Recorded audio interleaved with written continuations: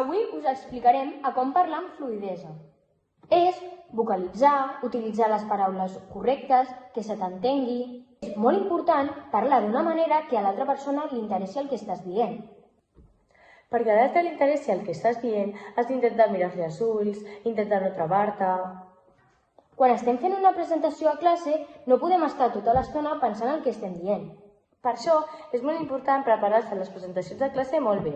Si tu saps que a l'hora de fer una presentació a l'escola se t'oblidaran les coses que has de dir, és millor preparar-se un guionet per anar-te orientant de les coses que has de dir. I superimportant és que no et quedis pensant... Què era? Perquè si no, ja et dic jo que la profe es quedarà amb una cara de... Bueno, el més incòmode és que quan has acabat la presentació dius... ¡Vamos, eso es italiano! I just quan acabes d'acabar, t'aixequen la mà. I et quedes com...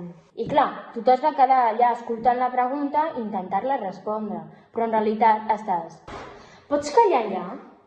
I segur que si has seguit els nostres passos, parlaràs amb molta fluïdesa i et quedaran les presentacions de classe genial. Adeu!